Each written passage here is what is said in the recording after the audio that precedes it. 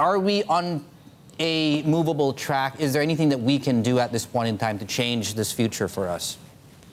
You know, I think the faster we bring more technology to bear, all these technologies, whether it's optimization for freight, so a computer is deciding when your product is delivered to your house. We all stop driving to the store and we start having these optimized deliveries. That can actually save emissions.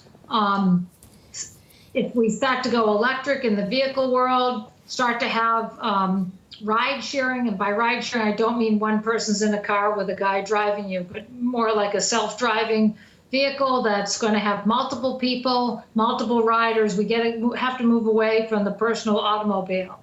And I think that's possible today because, first of all, we're going to have this insecurity about oil. Companies and individuals are going to have the incentive to move away from oil. We have real big breakthroughs in batteries and other technologies that could help us if we had the incentive. Amy, if you could keep your answers fairly brief, I just want to get a sense of how damaging it was for Donald Trump to pull out of that climate change accord. That's one part of my question. The other part, very quickly, is are market forces already perhaps dictating where we go next, and they need more of a nudge? We definitely need more of a nudge, a much more universal adoption of either a carbon price or some kind of restrictions would be helpful. President Trump is definitely taking the United States, in the wrong direction, and also globally encouraging other countries to go in the wrong direction. So we definitely need a huge course correction. Amy, we were just talking and showing that chart to our viewers here about where China and India are here at the moment.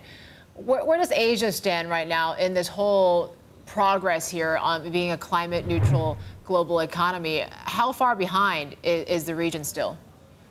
You know, China has some very promising good programs. They're talking about banning gasoline and diesel engine cars. I mean, they have the right policies, in their mind and in implementation. Really, the challenge is coal. I mean, both of those countries, India and China, are still increasing their use of coal, and they need to be moving in the opposite direction.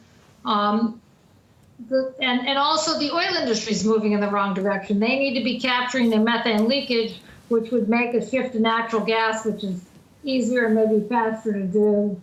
In some places, more amenable to reducing emissions. So a lot of things have to move in the right direction, and a lot of that can be regulatory and policy.